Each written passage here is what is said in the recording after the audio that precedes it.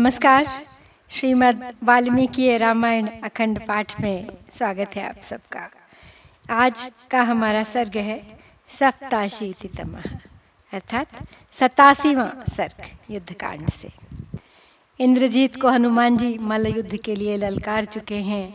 विभीषण चेतावनी दे चुके हैं श्री राम को, लक्ष्मण को कि यदि उसका वध न किया तो वो वानर सेना पर हावी हो सकता है यदि उसका निकुंभिला यज्ञ पूरा हो गया। तो इसी संदर्भ में आज के सर्ग में हम देखने वाले हैं इंद्रजीत और विभीषण की रोषपूर्ण बातचीत। तो चलिए प्रारंभ करते हैं आज का पाठ।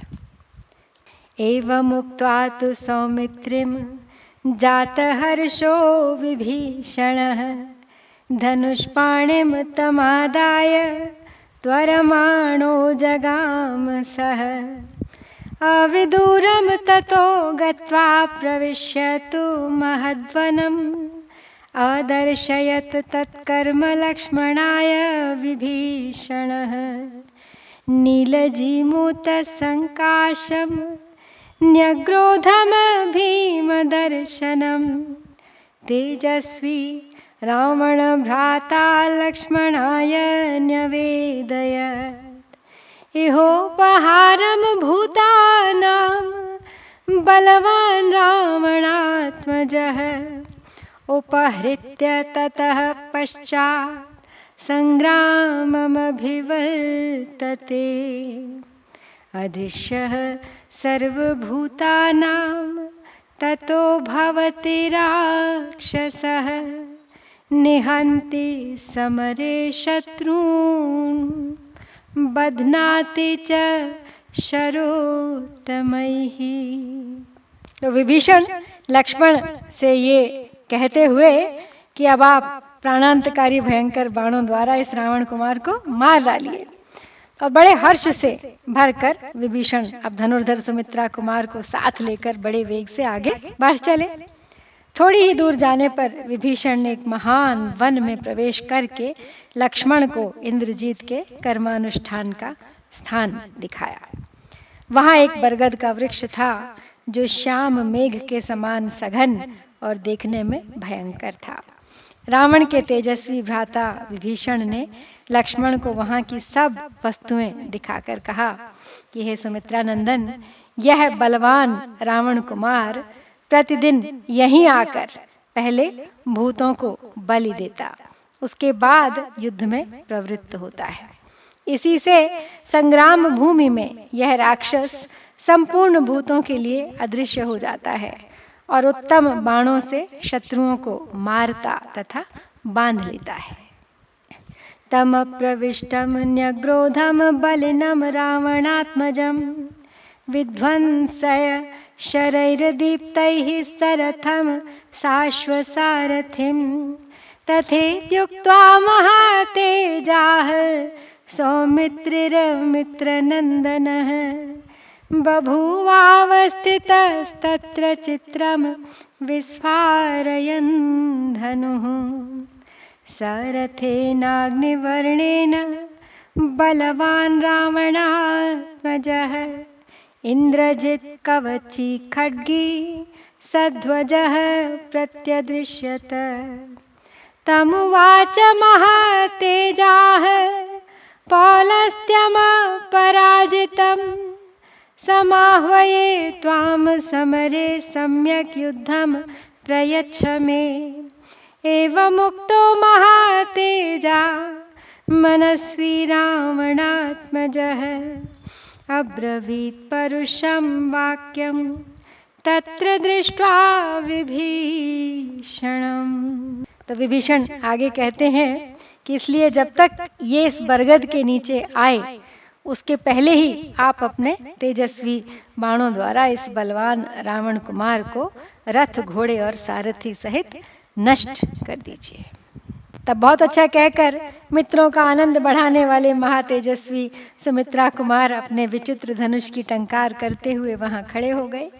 इतने में ही बलवान रावण कुमार इंद्रजीत अग्नि के समान तेजस्वी रथ पर बैठा हुआ कवच खड्ग और ध्वजा के साथ दिखाई पड़ा। तब महातेजस्वी लक्ष्मण ने पराजित न होने वाले पुलस्त्य कुल नंदन इंद्रजीत से कहा, राक्षस कुमार, मैं तुम्हें युद्ध के लिए ललकारता हूँ, तुम अच्छी तरह संभल कर मेरे साथ युद्ध करो।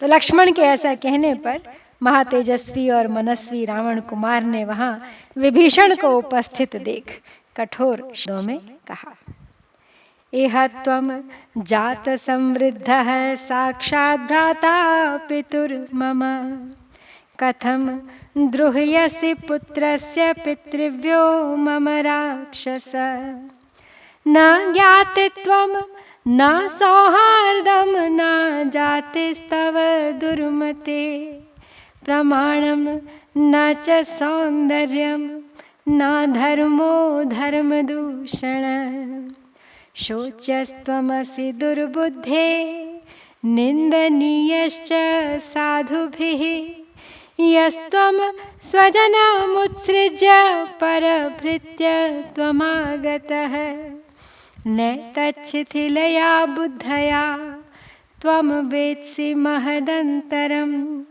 क्व च स्वजनसंवासः क्व च नीच पराश्रयः, गुणवान् वा परजनः स्वजनो निर्गुणोऽपि वा, निर्गुणः स्वजनः श्रेयान् यः परः पर एव सः।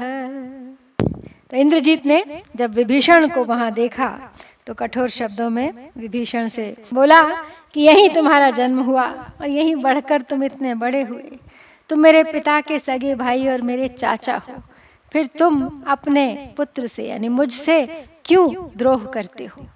हे दुर्मते, तुम में ना तो कुटुंबी जनों के प्रति अपनापन का भाव है, ना आत्मीय जनों के प्रति स्नेह है और ना अपनी जाति का अभिमान ही है। तुम में कर्तव्य अकर्तव्य की मर्यादा, भ्रातृ प्रेम और धर्म कुछ भी नहीं है। तुम राक्षस धर्म को कलंकित करने वाले हो। अरे दुर्बुद्धे, तुमने स्वजनों का परित्याग करके दूसरों की गुलामी स्वीकार की है, अतः तुम सत्पुरुषों द्वारा निंदनीय और शोक के योग्य हो। हे नीच निशाचर, तुम अपनी शिथिल बुद्धि के द्वारा इस महान अंतर को नहीं समझ पा रहे हो कि कहाँ तो स्वजनों के साथ रहकर स्वच्छंदता का आनंद लेना और कहाँ दूसरों की गुलामी करके जीना है। दूसरे लोग कितने ही गुणवान क्यों न हो और स्वजन गुणहीन ही क्यों न हो, वह गुणहीन स्वजन भी दूसरों की अपेक्षा श्रेष्ठ ही है, क्योंकि दूसरा दूसरा ही होता है, वह कभी अपना नहीं हो सकता। यह स्वपक्षम परित्यज्य परपक्षम निषेवते, स स्वपक्षे क्षयम याते पश्चात्तैरेव हन्यते, निरनुक्रोशता चेयम यादृशी ते निशाचर, स्वजनेन त्वया शक्यं पौरुषं रावणानुज।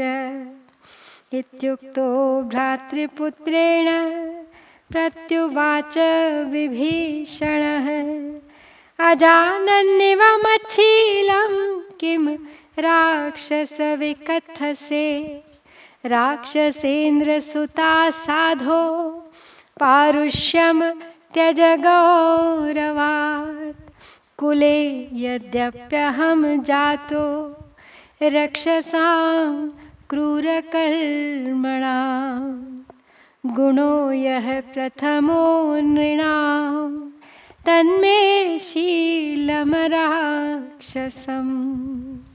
नारमे दारुणे नाहं न चाधर्मेण वैरमे, भ्रात्रा विषमशीलोऽपि कथम भ्राता निरस्यते। तो विभीषण को उलाहना देते हुए आगे कहता है इंद्रजीत कि जो अपने पक्ष को छोड़कर दूसरे पक्ष के लोगों का सेवन करता है, वह अपने पक्ष के नष्ट हो जाने पर फिर उन्हीं के द्वारा मारा डाला जाता है।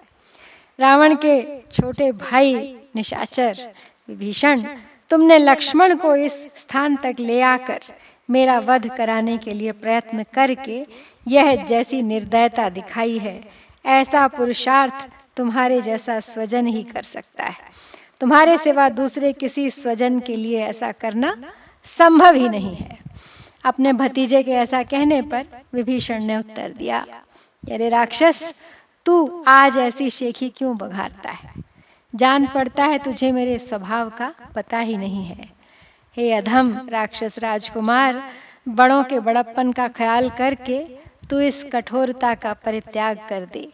यद्यपि मेरा जन्म क्रूर कर्मा राक्षसों के कुल में ही हुआ है, तथापि मेरा शील स्वभाव राक्षसों का सा नहीं है। सत्पुरुषों का जो प्रधान गुण सत्व है, मैंने उसी का आश्रय ले रखा है। क्रूरतापूर्ण कर्म में मेरा मन नहीं लगता, अधर्म में मेरी रुचि नहीं होती।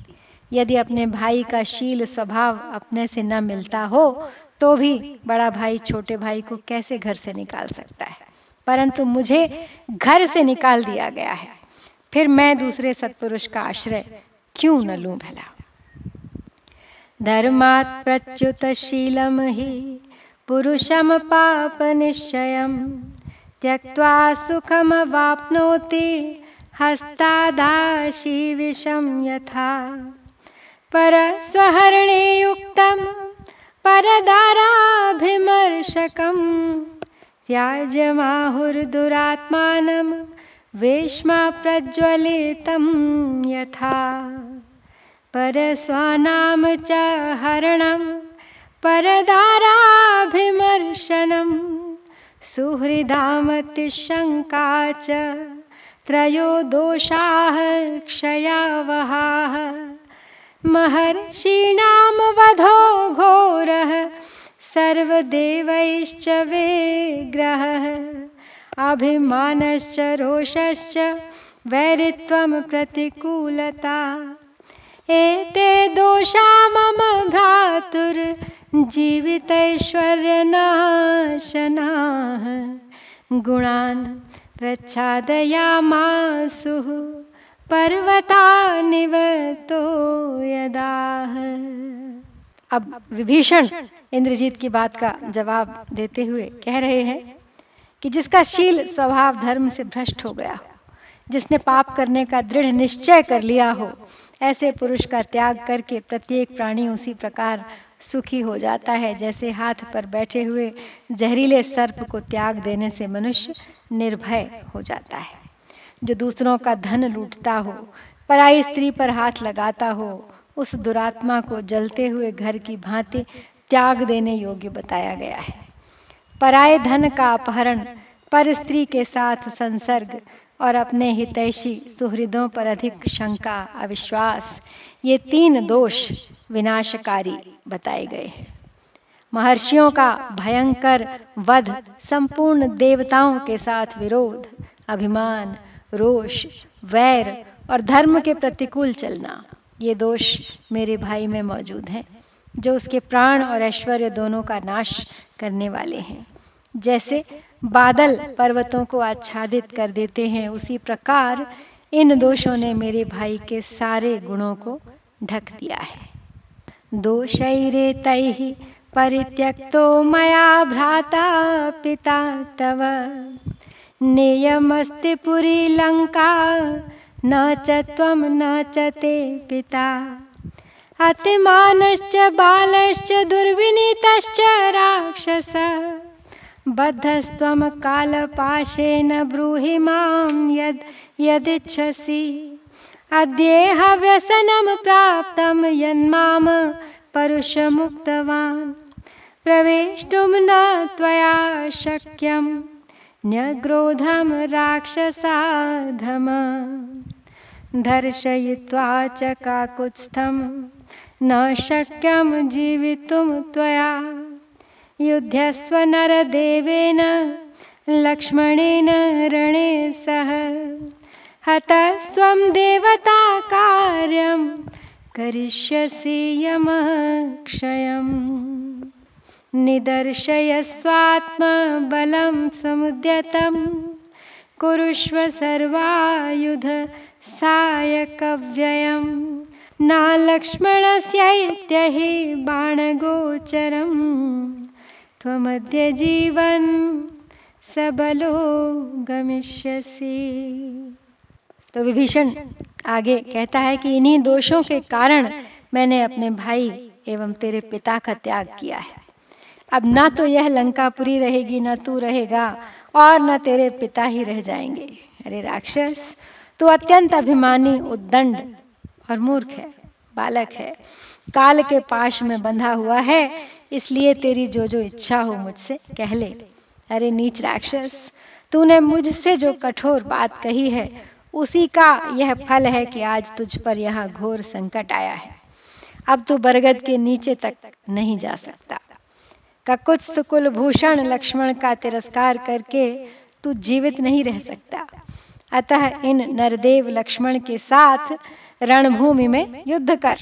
यहाँ मारा जाकर तू यमलोक में पहुंचेगा और देवताओं का कार्य करेगा।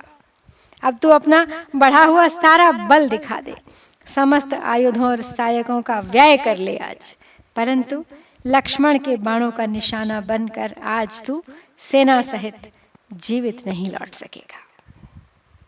तो विभीषण की इंद्रजीत को दी हुई इस चुनौती के साथ हम श्री वाल्मीकि निर्मित आर्ष रामायण आदि काव्य के युद्ध कांड में 87वां सर्ग पूरा करते हैं।